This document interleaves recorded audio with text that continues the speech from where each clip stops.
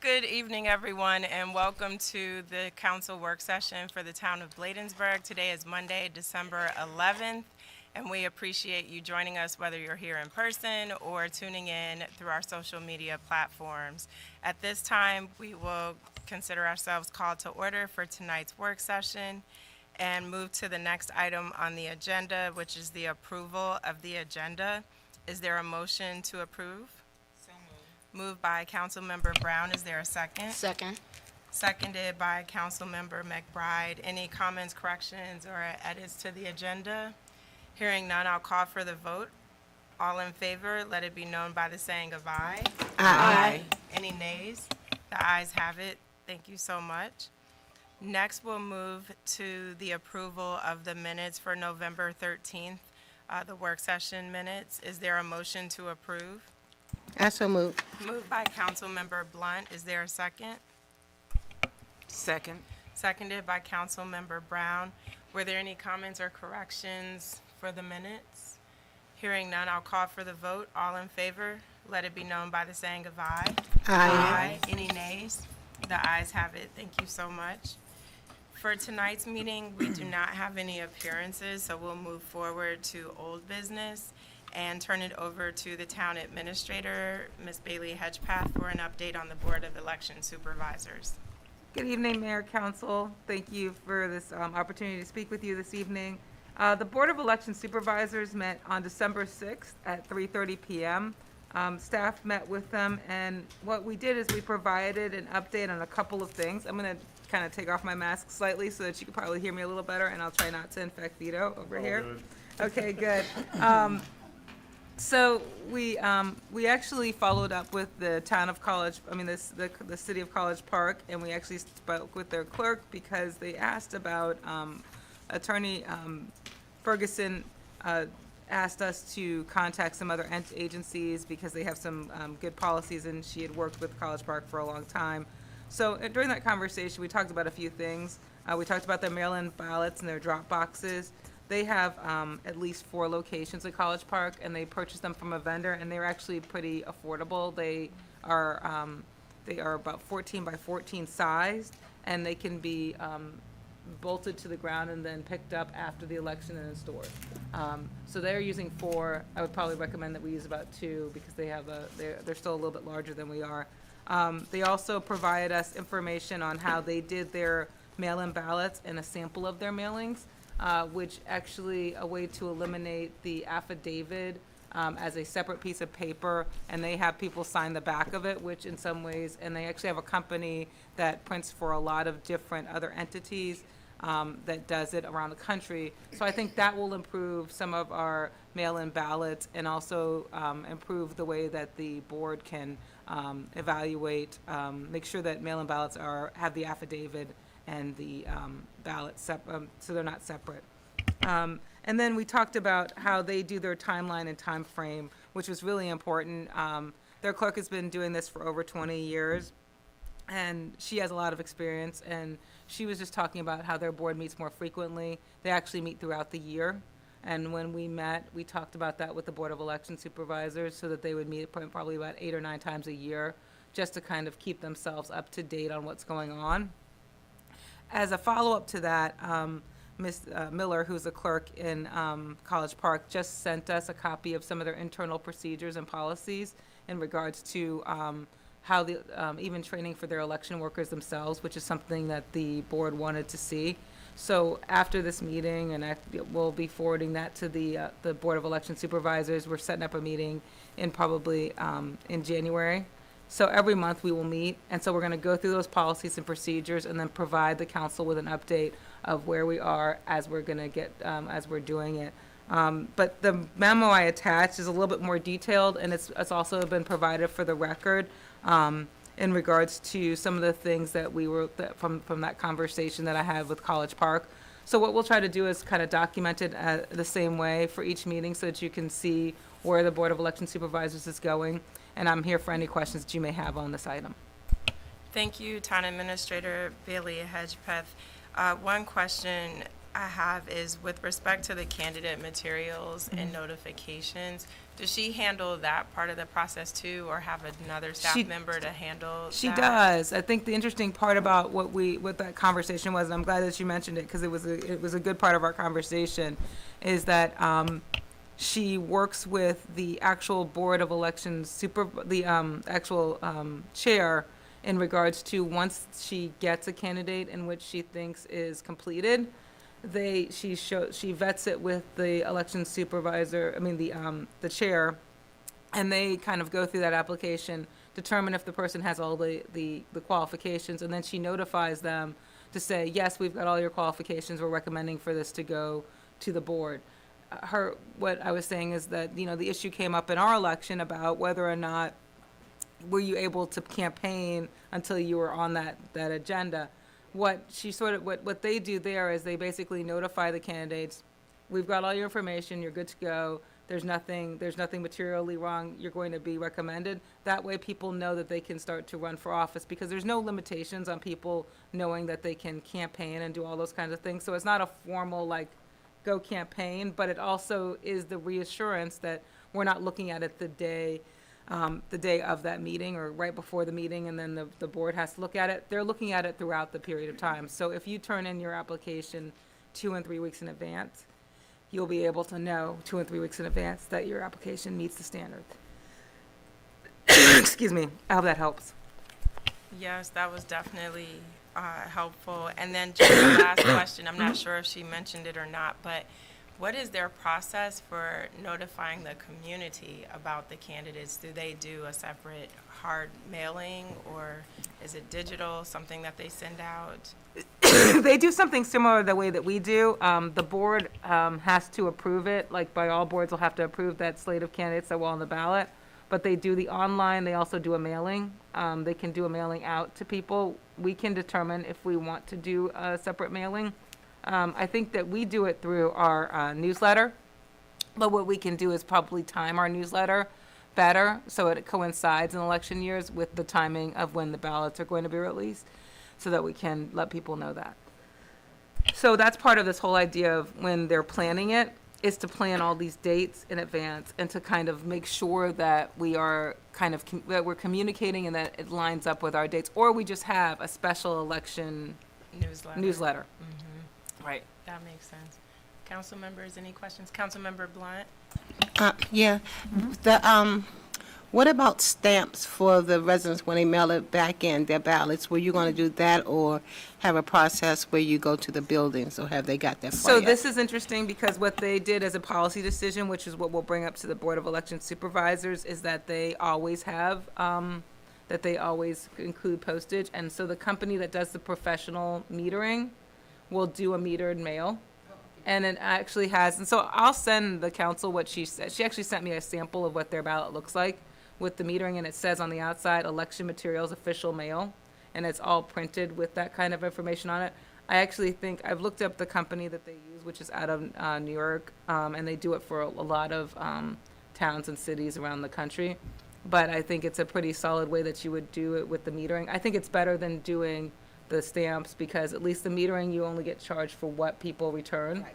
And so what we can do is just make sure that we have it, and they will professionally send out the meter for us. All we have to do is just have a meter, and I'm sure that we probably have a meter number sitting around a long time ago.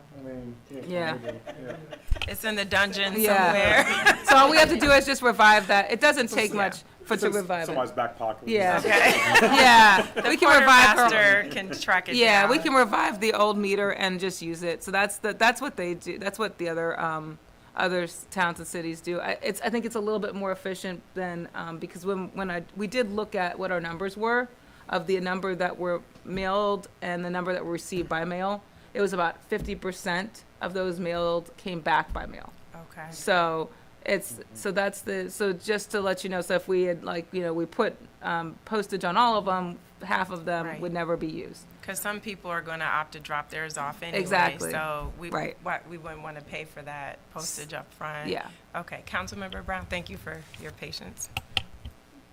Thank you, Mayor.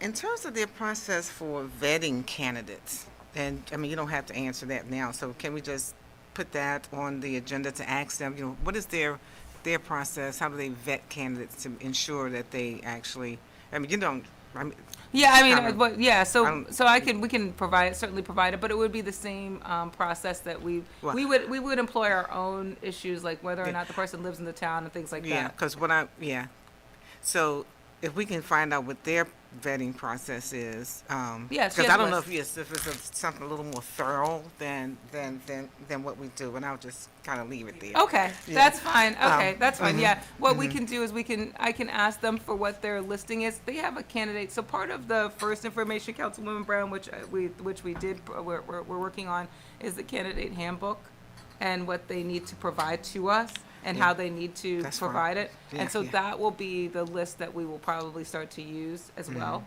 So but that's what College Park we actually adopt. We're looking to adopt what they have, so then we can compare the two. Yeah, and then also with the printing piece, I think it's I mean they use someone out of New York, but if we can probably find a local printer here for ours if Yeah, we go in that direction. Yeah, Okay. I think I mean, Thank you. that was something we considered. We've been trying to find more local printers. The only reason why I would suggest that if we do look at people that do election material specifically, is because of some of the nuances of the way the ballots are. That when we used a commercially printed one, we couldn't quite do Yeah. it. But you're right, it's not But hard to we do replicate. have some locally Yeah, that that can do it, we yeah. use. Yeah, we can and do they it. have No, we used can do in the better. past and stuff. Yeah, Okay. yeah, we can visit that. do it local. Yeah. So, okay, thank you. Great, thank you for those questions. Any other questions before we move on? All right, thank you again, Town Administrator. The next one is the update on the pedestrian safety update. I know we've had now 2 meetings with State Highway Administration, and so if you wanted to provide an update on the most recent meeting. Sure. This is going to be a tag team between me and Deputy Chief, Deputy Dickerson. I will provide the information that I was able to get from, I attended the State Highway meeting on December 7th. As part of that, there are a couple follow-up items that State Highway wanted to talk about, which was one, a review of the fatality incident and trying to make sure that we get them the initial crash report and things like that.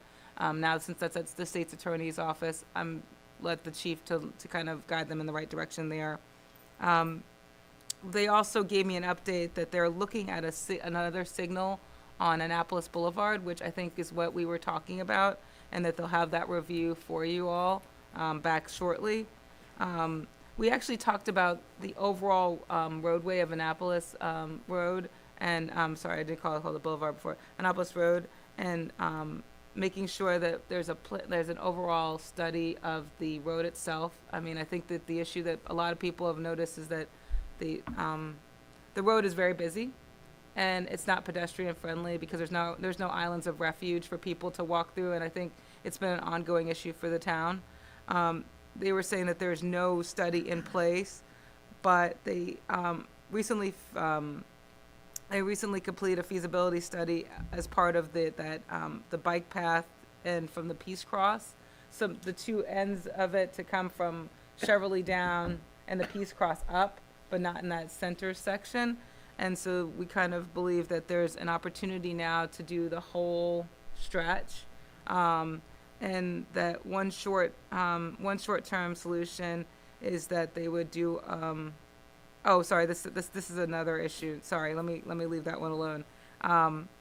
That they're gonna be doing, we're gonna look at some traffic calming, in that area, but the other part was that they were looking at, they're gonna do some resurfacing on the north side, and that they're gonna be reconnected with the community on how to do that. But what we talked about, which I didn't put in my notes here, is the fact that they want to work on, we're going to try to see if we can get some money from our federal partners in regards to the study, and try to come back with something for that to kind of to plan out some pedestrian refuges, which might take a little bit longer, but that would be maybe through the funding from Congressman Ivey's office through the earmark program, or it's no longer called earmarks, but a program through that. And that's what the future action is, to work with our delegation, our county council, to prioritize Annapolis Road for grant opportunities for roadways. And then also to feature, is to have a proposal that would link both the Peace Cross and the bike path together, saying that it has the connectivity. The other issue that SHA wanted to highlight is that they've worked with Pepco on the lighting issue on Annapolis Road to try to get that back up to date, and that they replaced the lighting at the school. Their Office of Communication will be working with the town on some kind of safety, and I'll be checking with Chief and Sabrina on that issue. To pivot into another issue, which I know that also might be coming up, is the Quincy Road stuff. They asked, how did we like it so far? And I can Okay, give you some can we give comments. you questions for the first Yeah. item? Because, Then I think the I'll let other you ask one's the going to second take some comment. time. The second one is going to take some time. Yes. I could feel a little pressure from Ward 1 over here. Yeah. It got really hot. I'll let you all ask me that question because it did come up during my conversation. I'm just letting you know that I it was felt asked. So before we pivot to that, so thank you for the update on Yeah. the most recent call. A couple things though. One of our priorities for many years has been a redesign of the Peace Cross intersection and hopefully getting a traffic circle added there. There's no safe way for people on the industrial park side to get over to the waterfront park. Right. So I think we just have to keep reminding them that this is something that we were told is going to happen so that they don't lose sight of it as they're looking at the whole stretch. And then also in terms of pedestrian and biker safety. So County Executive also Brooks has the Vision Zero initiative, and part of that is making those busier streets more safe for bikers in particular.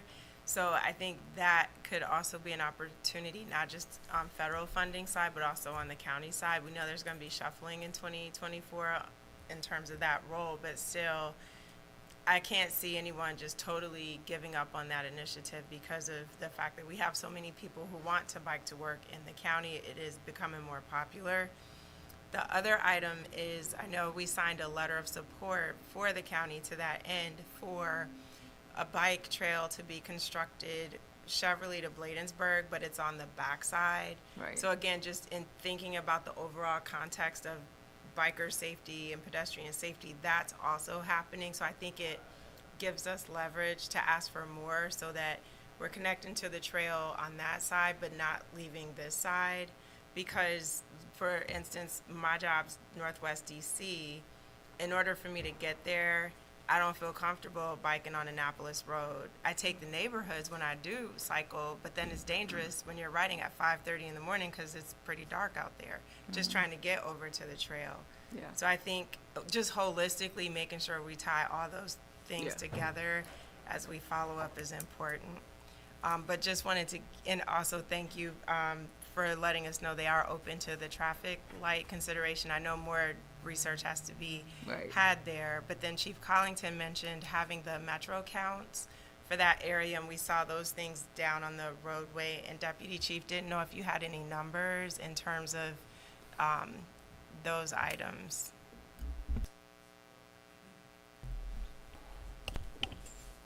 Good evening, everyone. As you know, unfortunately, Chief Collington couldn't be here today, but I'll be stepping in his place. I do have numbers from the Metro count. I haven't had a chance to review them all, but I would like to review some of the details of the fatal traffic accident that we had in October and some of the things the police department has been doing to improve safety on our roadways. So on October the 18th, we had the fatal traffic accident in Bladensburg in the 5300 block of Annapolis Road, where a pedestrian was struck by a motor vehicle. Officers arrived on the scene, attempted to take life-saving measures, but unfortunately we weren't able to save this individual, and they were pronounced deceased. Bladensburg Police Department, along with the Prince George's County Accident Reconstruction Unit, partnered together to investigate this incident. Officers worked relentlessly to bring this investigation to a closure. The family of Ms. Fatuga and for the family of Ms. Fatuga and the residents of Bladensburg. The driver who was struck did not stop. The driver who struck Ms. Fatuga did not stop and render aid, life-saving measures, and didn't speak to anybody on the scene. On November 1st, the Bladensburg Police Department held a candlelight vigil in honor of Ms. Fatuga and seek assistance from the public to help identify the person responsible for striking and killing Ms. Fatuga. Also on November the 1st, the Mayor Council held a Zoom call with the Maryland State Highway Administration, Director Senator Malcolm Augustine, County Council members Ivy, to discuss the fatal pedestrian accident that occurred on the 18th and what could be done to improve pedestrian safety in that portion of the roadway. Police Department placed electronic message boards in that area as well to remind drivers to slow down and obey the posted 30-mile-an-hour speed limit. Additionally, officers increased their traffic enforcement efforts to reduce pedestrian and automotive accidents. Traffic safety officers deployed Metro count devices, as you stated, to collect traffic and speed data. We received quite a bit of data over a 2-week period. Let's see. The town of Bladensburg also, along with the town administrator, police department, are conducting analysis now at crosswalks and intersections to locate where challenges exist for residents and stops and school students. We're attempting to identify the best locations where we can put lighted stop signs. So, additionally, the goal to identify a location where lighted stop signs can be placed. Additionally, our intentions are to continue working with state, local, public safety entities such as the Washington Area Transit Authority to locate the best locations to place stop signs. November 15th, Kevin Scott was charged and arrested on a Bladensburg Police Department criminal warrant charging him with vehicular manslaughter and other traffic-related offenses. Kevin Scott is currently held without bond in Prince George's County Detention Center awaiting trial. So those are the facts. Great, thank you, Deputy Chief Dickerson, for the update regarding the fatality of our resident, Ms. Fatuga. And we definitely appreciate all the efforts of the police department to make sure that her and her family receive justice. I do want to just highlight one thing. Senator Augustine was on that initial call with us and did note from his time working on the Metro board that something that also can be considered is moving the bus stops so they better align with the traffic lights, because those already have crossings. And so with that in mind, just recommended too that, as stated here in the Deputy Chief's report, that we also have contact with WMATA and also the bus to see if that might be an option too in the area. So we really are trying to look at several opportunities, several ways that we can help improve safety over there for for our current residents, to prevent any sort of future fatalities or even accidents due to the circumstances that unfolded on October 18th.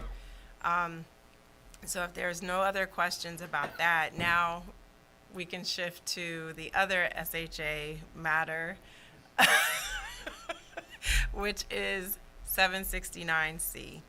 And before getting a full update on that, I do want to thank the residents who have reached out, but they may have forgotten we have been on this journey for over 2 years. This conversation, the traffic pattern change, started back in August of 2021.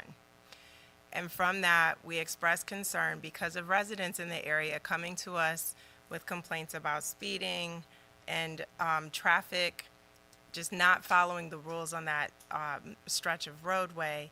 In addition to that, we also received complaints regarding the need for safe routes for the students and the residents in that area to be able to get along 769C. So whether you're walking your children to Bladensburg Elementary School on the backside, or whether you're walking from that part of the neighborhood to the other side of Bladensburg, those were the concerns that we had. As we had meetings, public meetings with SHA, we invited residents to be a part of those meetings. Most were virtual because of the pandemic.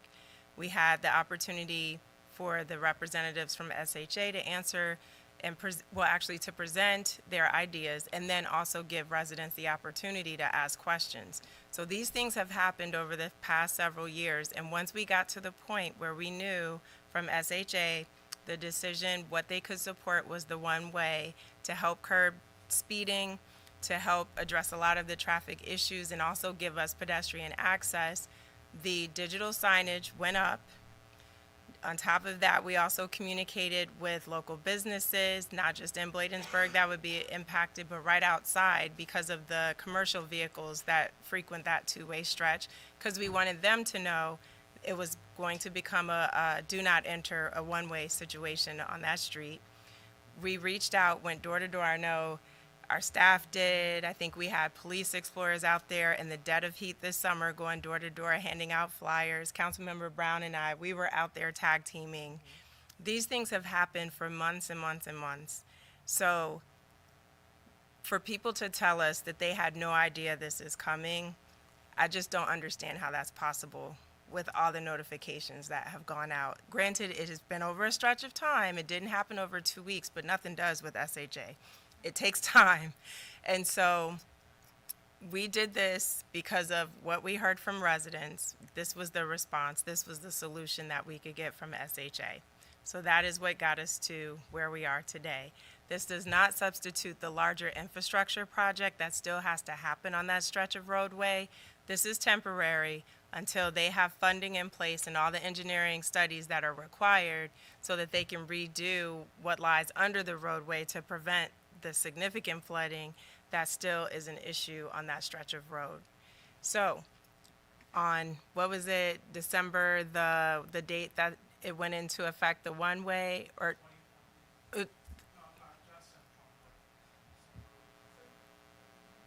was it Monday of last week? So that would have been Monday, December 4th. The traffic pattern to one-way became official. The barrier that they put up, in full disclosure, was not the one we selected. We were given the opportunity to weigh in on the color, but we can't control supply chain constraints. So we didn't get the pretty color we selected. We got the, what is it, yellow and green that's out there. Oh, So there's that, but it's temporary. So okay. Town Administrator Bailey Hedgepath, over to you for the update. I just wanted to lay a foundation before we get into it.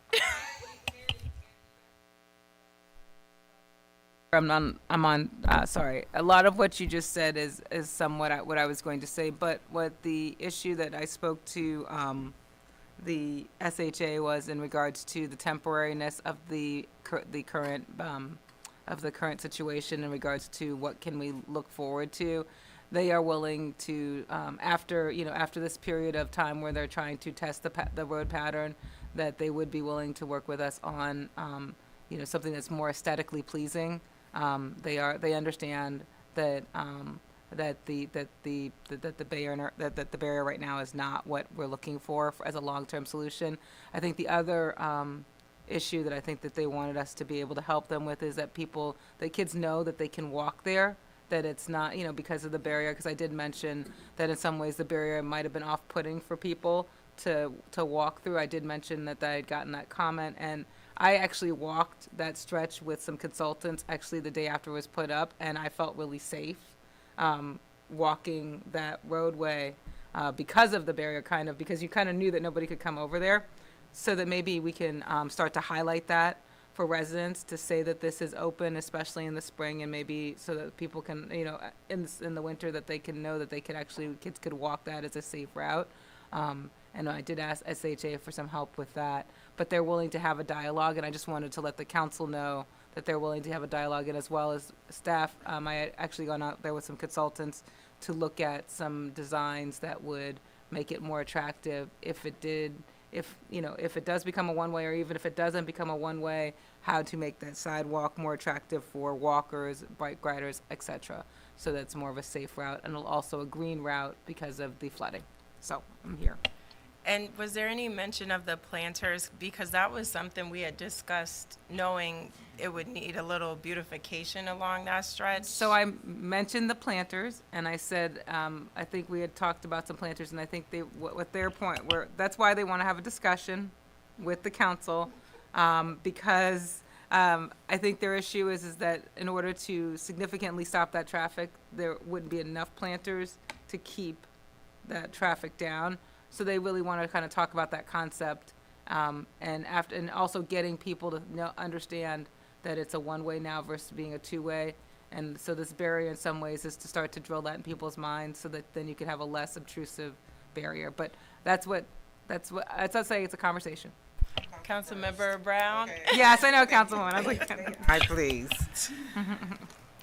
Yeah, actually, I want to thank SHA, and then also we got to look at some things too with some budget cuts. The Department of Transportation, they having budget cuts. So this and thank you, Mayor, for your comments, and you as well, Mrs. Bailey Hedgepath, and so with that, I'm not going to reiterate what you just said, but what I want to, after the installation on December the 4th, first it was a shock. It was like, to see that, but then it was like, okay, so, I do think now that with the yellow and green barriers, it's probably fine right now because you're having to change people's mindset, and that this pattern and that the traffic pattern has changed. So where it's not aesthetically pleasing, I think for the beginning and the rollout of this temporary pedestrian walkway project to safe routes, I think it's okay. But what I did notice and want to bring back to SHA is that there's a light out at not to SHA but to Pepco, but there's a light out at the corner. Once you go around the curve past Quincy and turning onto Newton Street, it has been reported. It's been reported over a couple of months. That pole right there. So that light is out, and that's the intersection right there where you have to turn. But what happened to me, like last week, was right past the cemetery. It's like people, maybe they're like, I guess, a little shocked or something, but a car actually came down that road facing me. Yeah. Yeah, came down that road. wow. Facing me, and I was like, okay, well maybe you just didn't read the signs or something, or I don't know. Yeah, how do you? Yeah, exactly. But yeah. So I think we'll just kind of monitor that and see what happens with that. Also, I mean, and because we do have the Bladensburg Elementary School in terms of pedestrian safety, slowing down those trucks, the trucks not, coming around that road, and traffic being channeled to either Quincy or Newton Street. So I think as we work through it, I know as we work through it, since I've had time, to travel the route and and sit with it for a minute, and I'm glad that we're just looking at something eventually that's going to be a little bit more aesthetically pleasing. But I really think that this is because of the change traffic pattern to get people's attention. It was probably good that they have those Loud colors. Yeah. Because like you said, once you get people trained, then we can come back and do something a little prettier, but at least for now, it's glaring. Yeah. And I did see on the side by the pedestrian footbridge, I did see where they did mark the road with the pedestrian to kind of let people know that, hey, this is walkable, up in this area right here. So. Thank you for that. Yeah. Thank you for that. I'm glad the shock is over. Oh, All right, okay. any other comments? I'm looking at the time. I know I got to pick up the pace. Do you have one thing? Councilmember Dixon, did you have any comment? No. Okay. All right. But she had Councilmember something on. Blunt. One more thing. But she Maybe had we something. You don't want to talk about what she had?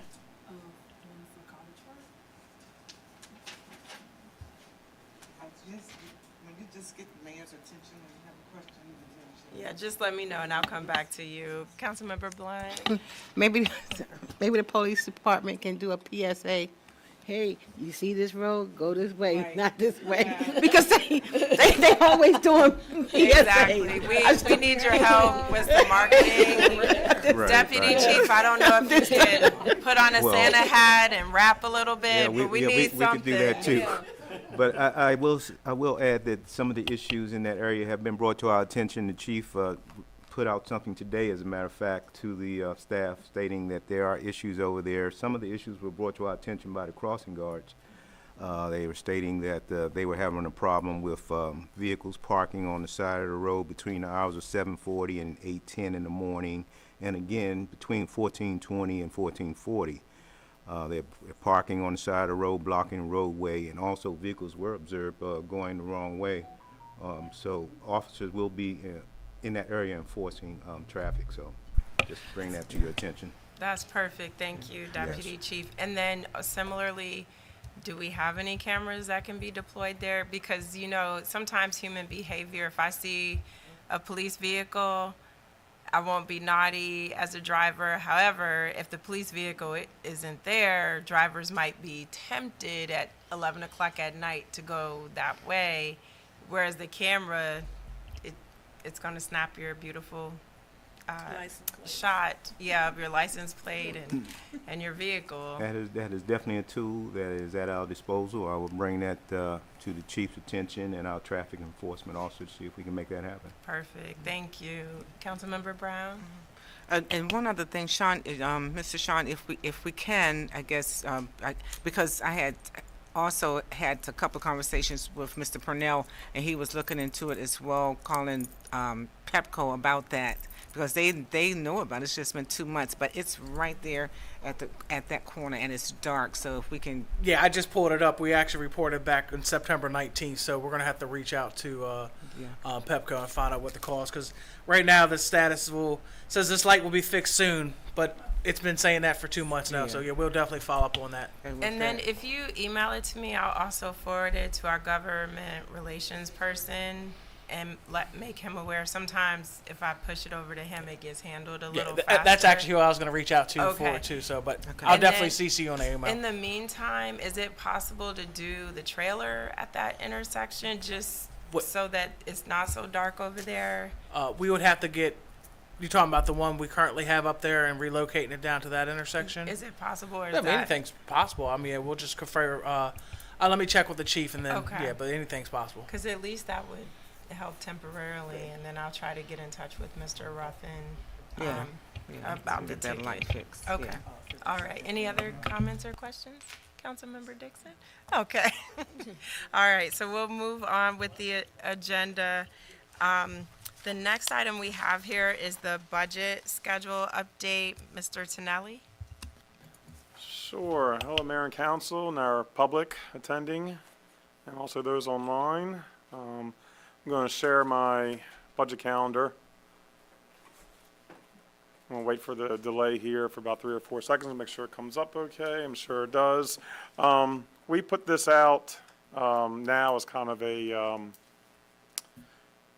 introduction into our FY25 budget process, and also to check dates with the mayor and council as well, to see if any dates, do not work. I know it's 3, 4, 5, 6 months ahead, but always say, at the very top here, it's subject to change, and we've changed it before, and we change it, on the go and everything, so, but we're looking at starting in February, and you can see the dates here. The February mayor and council meeting, we're going to talk about our budget process, and overview what we're going to do for FY25, because this is Ms. Hedgepath's first budget here too. It's a town administrator's budget, so we'll be talking through this. Probably it'll be a little bit different presentation, everything this year. And then it goes into March, and you can see that I put on there the FY25 budget priorities. I meant to say budget priorities from the mayor and council. But those budget priorities can come anytime, you know, they don't have to, you know, wait until the March meeting, obviously. And then we get into April. Of course I can't scroll, there it is, okay, I'm sorry. By April, we'll have 9 months of financial figures. So 3/4 of the year of financial figures, and I can present those to mayor and council. And that way, we have a really good trend. So, of where our expenses are, how our revenues are doing, what came through session, or what will be coming through session.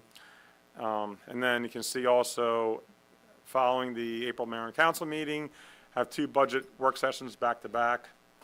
We typically try to go through the revenues at least on one work session, go through them in detail.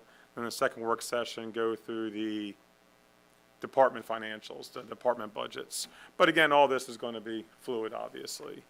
And also during April, we will know what our, I'm sorry, back up to February, we'll know what our constant yield rate, what our property tax revenues will be for the next fiscal year.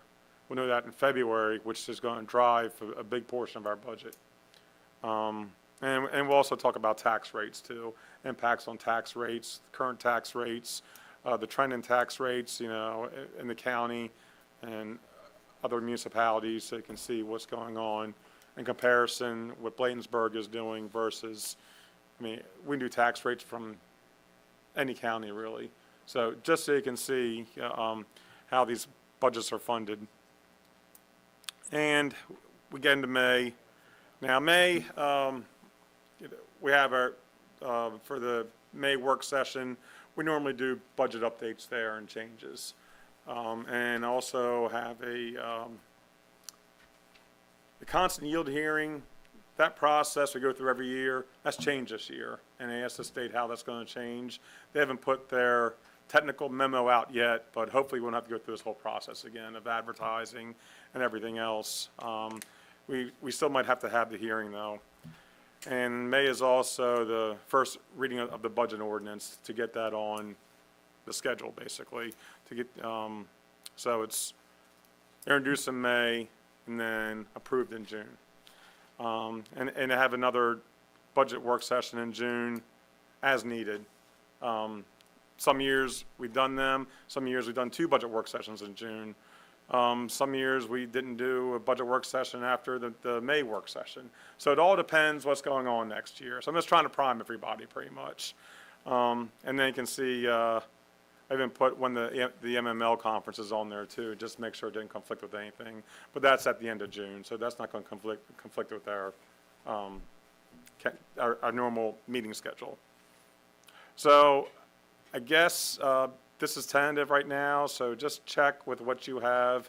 If any dates conflict, that's fine. It only takes a minute to change this, and I'll send it back out to mayor and council again to see if the new dates work. So that's about it. If anybody has any questions.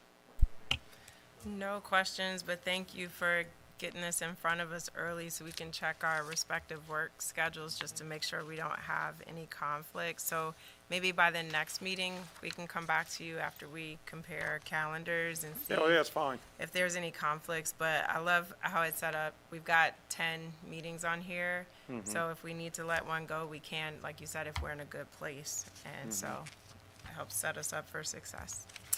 Thank you for that, Mr. Thank you. Tonelli.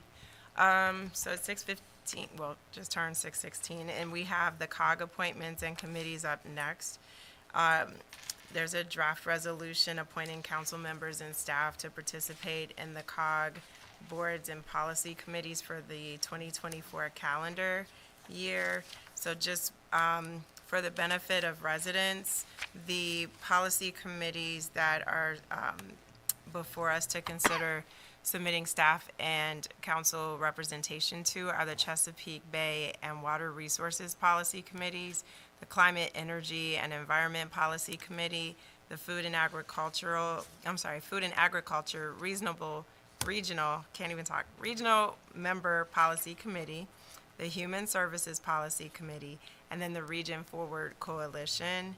And so wanted to get input from the team with respect to appointments to each of those. And I'll just follow the summary report that's in the front of this section, so we can just fill it in. Does that work for you, Town Administrator?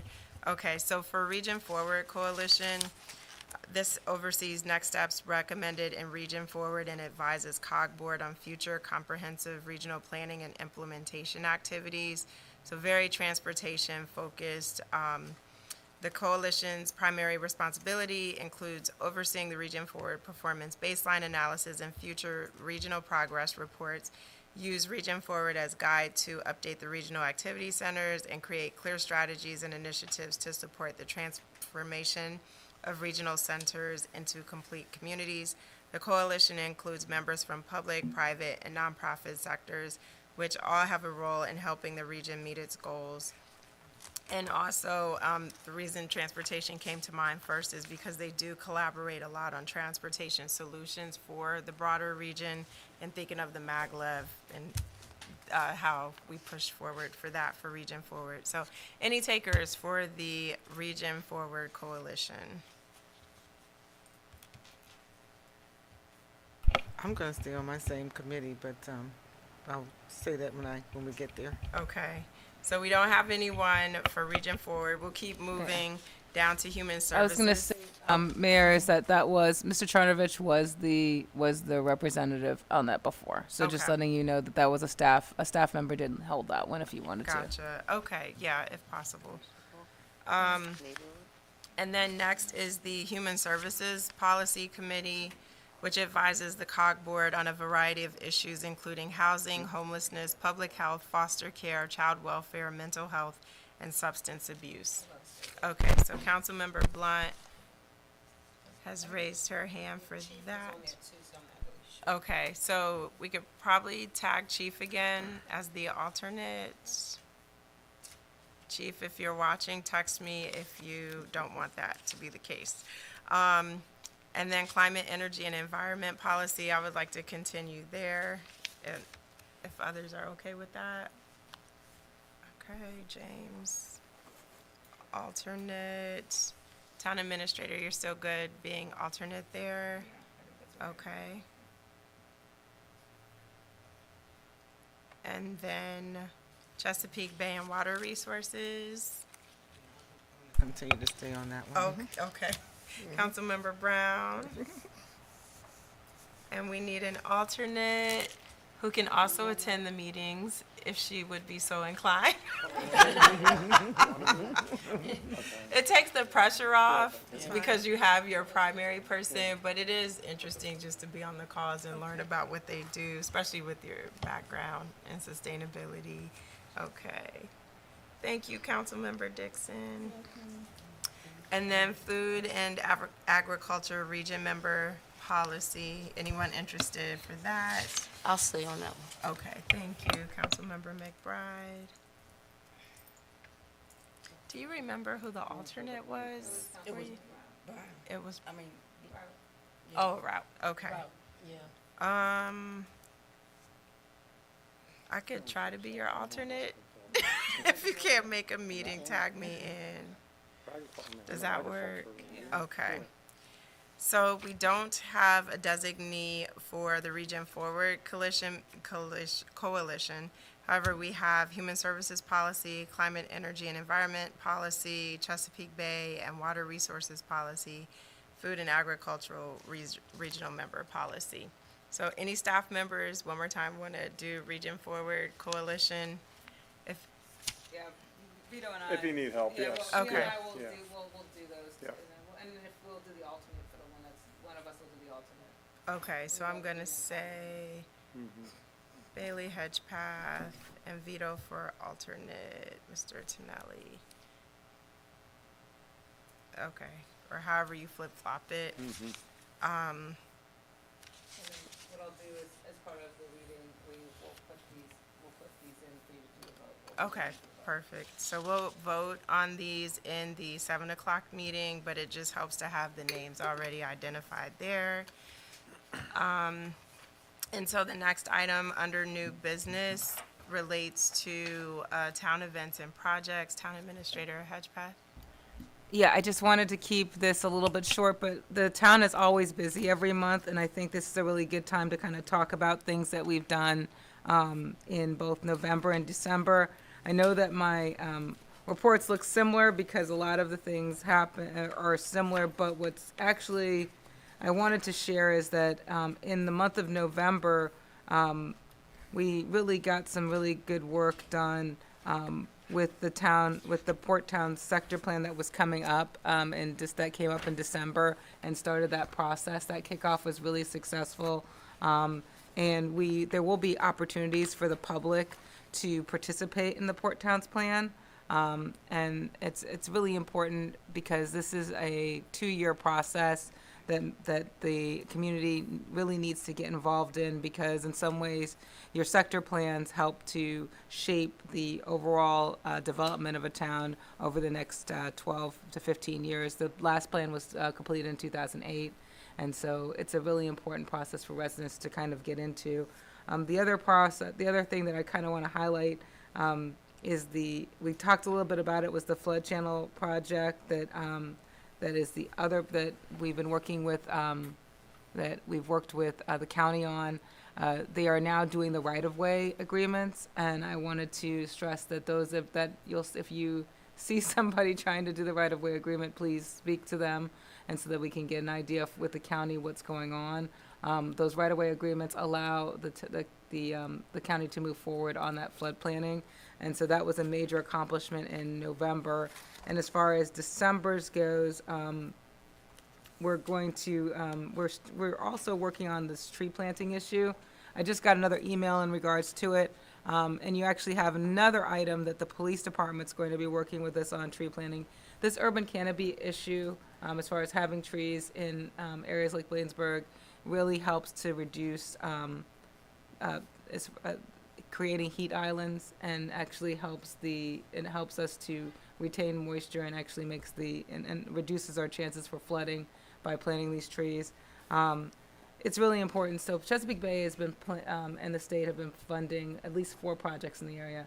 One is through CCAR, another one is from Joe's movement, and this other one is is coming from the state, which we're going to get our own, which is on the agenda for today, which the chief has brought to us through that consultant.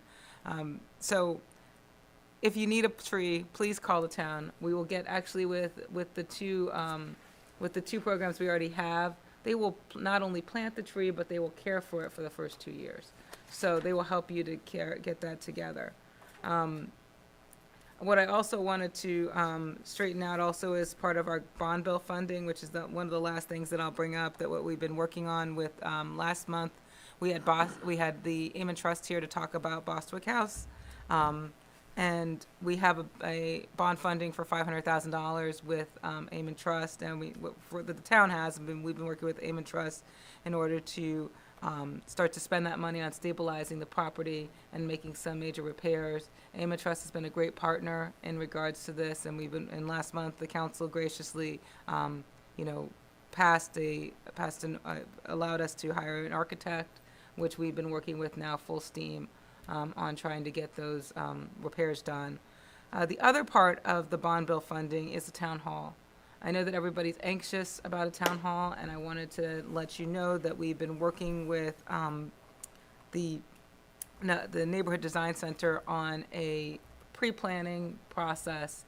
The reason why I'm indulging in another pre-planning or planning process is because I want to be able to get, this council's feedback on what we really need, have an opportunity to talk with some of the stakeholders internally and externally about what a new town hall site would look like, and also to find out the best ways to use the money that we have and money that we're seeking from the state and make it more efficient. This process should not take more than a couple months.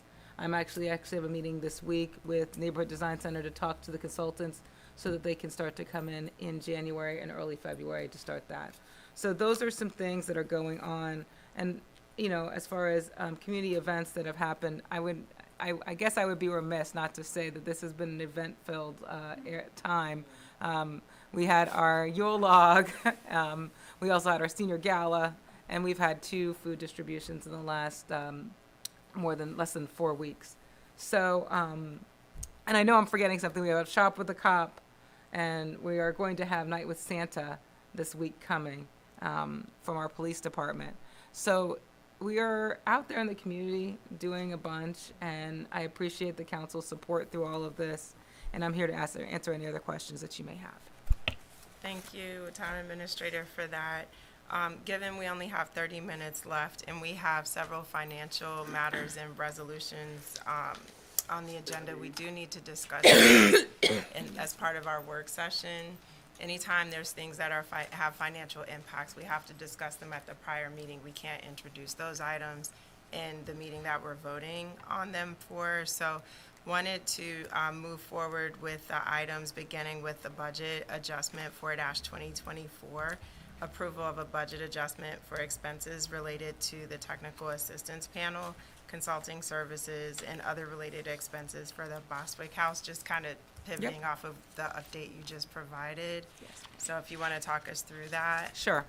And I have a presentation which I'm trying to pull up, but what I will do is I know my presentation by heart, but it's a PowerPoint, which it's a part of the thing. But the budget approval, a budget adjustment 4-2024 is asking to use ARPA funds to pay for a technical assistance panel and consulting service related to Bostwick House. So in addition to the $500,000 that the state is, that's been dedicated by the state for bond bill funding, we're asking to use ARPA funding to pay for a technical assistance panel by the Urban Land Institute, which is a group that looks at things like basically planning issues like Bostwick House. They will look and they will give us their opinion on the land use, how to make it more of a public space, and also look at the projects that they're going to take a deep dive into all of the studies that we've done, and really a 2-day process, and then come back kind of with a turnaround to say these things are working, these things aren't. It's something that has worked with other historic houses. We've hired a consultant, Joey Lample, who's worked for Maryland Park and Planning and who's managed other historical houses. And so part of this is to help her work with the Urban Land Institute, and the other portion of it is to actually pay for that study. And then for those who may be wondering, because we had a process a few years ago where we worked with Neighborhood Design Center to assemble a community stakeholder group with representatives from the school community, the library, local businesses. Amen Trust was a part of it, and I sat on it.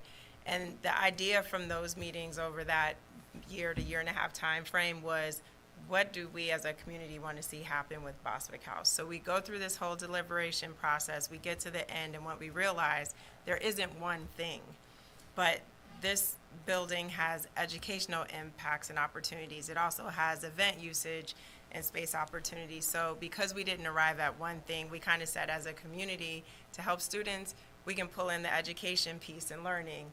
We can tie to all these different things on events, but this next step is where the rubber hits the road, because now we're bringing in the technical experts that are really going to assess what could potentially work here and provide us with the report at the end of their research process so we know what our next steps are.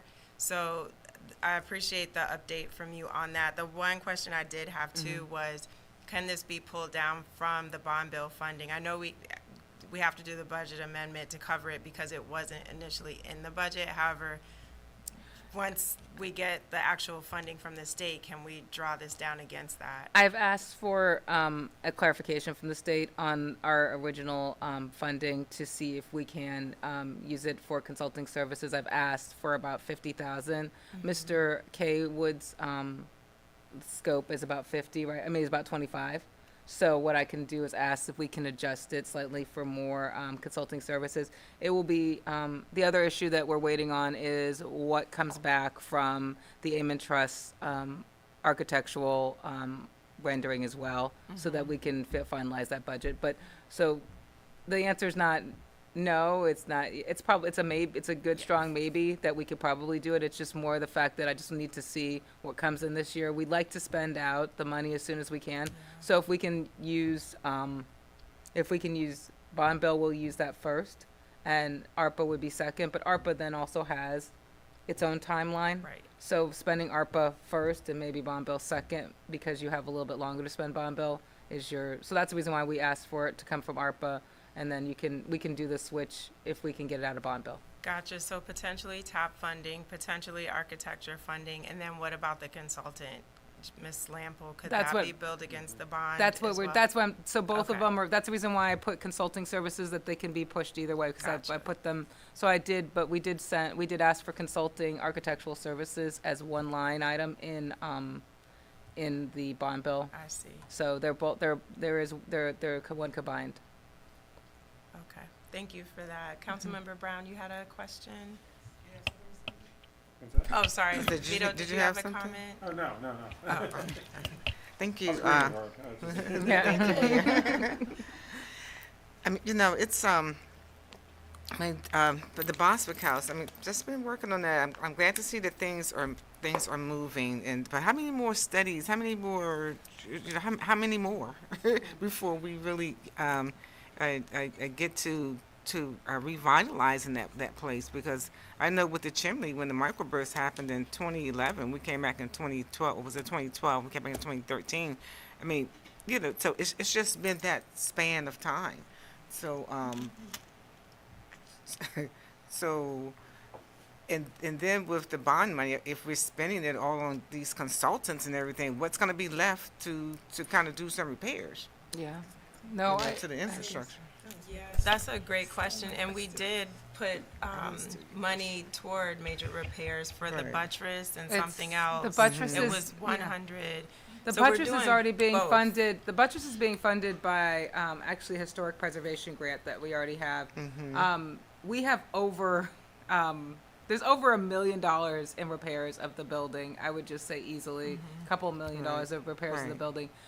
The issue long-term though is that even when you have some of these repairs done, what are you gonna do with it? And what are the capabilities of the space? Because I think a lot of people don't know, like, can you do anything on the back end of the property? What can you do to the front of the property? How do you meld some of the historical aspects in? And so the issue that the TAP will help to do is, what are the opportunities on the site that we've always looked at the site in one way, maybe that it's a museum or an architecture, I mean, that can be those kinds of uses. I think the TAP will allow you to explore other uses for the site, and also tell you what will the market bear. Is the site feasible for some of these uses that we've always said that it was usable for, and it's been 30 years that it's been sitting? And I think that's the reason why we're suggesting the TAP, and because it's a short process, and because you do get that immediate expert opinion. That's the reason why we're looking at this TAP. But you're right, it has been analysis paralysis on this, and I would say that that's been one of those issues that don't want to say one more study, but I'd say one more study, please. And I also think the difference too was we had a staff member who was trying to assist with those grants on top of her regular job at the time, whereas now we're actually investing in the consultants who this is all we want them to do. We're not asking you to come and answer phones, do anything else. And similar to what you said with the microburst, money came in, but it was to fix the damage as a result of that. And then we had to go get another little grant and fix the next little thing that was an emergency. And that's why we're pushing for a bigger amount of money to come in so we can have a big infusion and address multiple areas with that building, so we don't get into this pattern 20 years from now where we fix the stairs and now the banister is broken, and we fix the kitchen sink and now the toilet's broken. We've got to get away from that and do a massive round of improvements at that property so that we can actually see things move as far as the needle. Because once it's at a certain point, even if it's not 100%, at least it'll be usable for some event space. We can start small. We can start doing some of these outdoor events over there to bring in the community engagement. The more we do those, it strengthens our grant applications, because now we can tell the state we're using it for whatever, Bladensburg Day and all these other fall festivals and all these things, education and gardening programs for our students. So it gives us justification to keep the money coming in, so we get to that end goal much quicker versus nothing happening for another 10 years. Because I'm sure it's frustrating because this is your second time being in this role, seeing a little bit here and a little bit there. So, yeah. And what about the University of Maryland? Are they a part of it? They are. Yep. Okay, that's all. Don, Yeah, Don Don Limbaugh. Linebaugh was mentioned in here too. Facility. Yeah. So the next I'll go item- quicker. Budget adjustment Yeah. 24, 5-24. It's an adjustment to add money that we got awarded from CDBG for the, that we applied for this summer. We were able to bring in funding for 57th Avenue sidewalks, Councilwoman Blunt, and paving and bridge repairs. So we have about 5, so this is actually just making that transfer to us. It's no money, it's adding money to your budget. So that's 290,000. Excellent. Okay, the next one is the contract approval for the TAP with the Urban Land Institute with an amount of $25,000. That's contract approval 11-2024. And I'm here to answer any questions, but this is the TAP analysis. It tells you what the TAP analysis is, how long it will will occur in April, but there's a more detailed in the packet. Resolution. One thing I didn't see, I'm sorry, going back to the previous item, contract approval 11-2024. With the bridge repairs, can you tell us which bridges? I the do, I staff were have a looking at? list. I do have a list of them. We can If give you it want to to share it later, it's fine, Yeah. just so we all know exactly what the staff had in mind. Yeah, they're previously conducted analysis by the county, and we Yeah. will try to do all 5 of them if we can. Perfect, okay. And then we talked about contract approval Okay, 11-2024 for the TAP. And then the next item is A resolution. resolution 3-2024. So the town is asking we're asking the town to approve the permission for us to apply for another grant, for another tree grant. This is the one in regards to the fact that it'll be a direct allocation to the town for the trees. It's an in-kind grant, it's no funding, but the police department will be working with residents on that. And then, did I miss And it? just a question there, because I haven't seen us doing that in that manner where the police department is on the front lines with managing a tree grant. So for example, with CCAR, Yes. the police are not involved. And I understand crime reduction through environmental design, which is important. So from that piece, I get how it ties in, but I'm just concerned with staffing coming from that. And should we be planning for an administrative person on this side of the shop to be managing that? I would say that I was assured by the chief that they could handle it because we did not necessarily have the bandwidth for it from the standpoint of our staffing, because we are already working with those partners, and it actually takes us quite a bit of time to do the existing grants that we have in kind. But I think that the chief does have some more staffing that he can, that they were gonna do at their community events, a part of the CAT team, that they would be able to handle this. It still comes with the professional landscaping like we have on the other, which we're working with Will, I call it Joe's Movement, which is Will, which is the guy I'm always thinking, but Joe's Movement and CCAR, where they actually have people that are actually planting it. So the police department will only be doing the same kind of things that we're doing with ours, which is making those recommendations.